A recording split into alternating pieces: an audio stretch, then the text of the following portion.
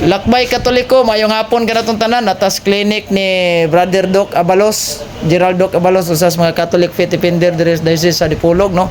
Nya dire atong bisita, atong amigo kauban Catholic Faith Defender Banggiitan, si Brother Nicolay M. Losiños. Bro, nakoy pangutana pa, bro. Kini bitaw mga laing sikta, bro, mingon gid sila nga Biblia lang ang tuuhan, dili na ta mutuog lagpas sa Biblia. Kay Bible alone ra gid mi, sa may mga kaistorya ni, bro. Usa pa ang istorya na dili gyud mahimong Biblia gid lamang, Brother Eugene, no?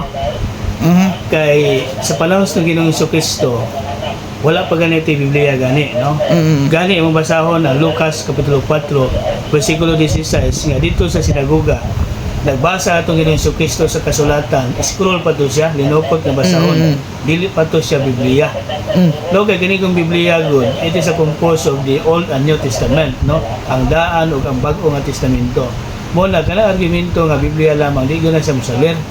Kay usa pa gyud mismo sa pagtuko sa atong Ginoong Jesucristo siyang simbahan, nagtuko siya simbahan. Wa gyud siya mohatag og Biblia, no? Kay ang Biblia produkto ra man siya sa simbahan. Tungod kay ang simbahan Katoliko nga gitukos ng Ginoo naningkamot og compile sa mga libuhang nga mga libro mo nang dunay pagkanonize, dunay gitawag dayon gud nga libro nga Biblia, no? Canonized books.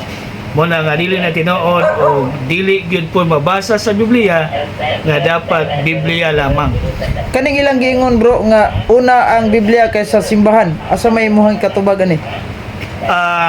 Dili po ko mo subscribe nga una ang Biblia ay ang simbahan.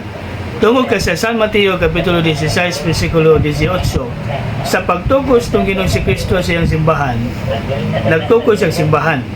Wa sa magtukod og Biblia.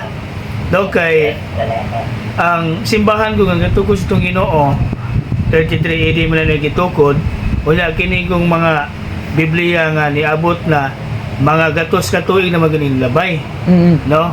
Mga 100 years, sobra 100 years naman gini siya aya nga na-compile sa simbahan. Mo na nga dili gyud na siya mo salir gyapon, no, ang ilahang kuan. Kay ang atong Ginoo batong baliko na to nagtukos sa simbahan og ang Biblia produkto lamang sa simbahan nga iyang gitukod. Kay kana kung mabasa diha nga dunay pulong sa Dios, that is the scriptures, no? Dili pa na siya gyud ang Biblia. Kay ang Biblia lagi Old and New Testament man nagikumpal sa simbahan. So sa may mong kamensahe sa itong mga kaigsunan nga nagbarog gihapon na nga mga klaseng pagtuo, bro? Ang ako ka istorya sa tumaigsuo nga nagbarog gyapon na namang pagtulunan na nga Biblia lamang, unya mas una gyud ang Biblia ay ang simbahan. Mo na giingon nga kulang pa gyud ang ilang mga pagtuon, Brother Eugene. Kay kung imo yung tun-an o palawom labi na gyud diha sa theology, diha sa history, imo yung makita nga ang kamatuoran nga dili gyud naguna ang Biblia kundi ang simbahan.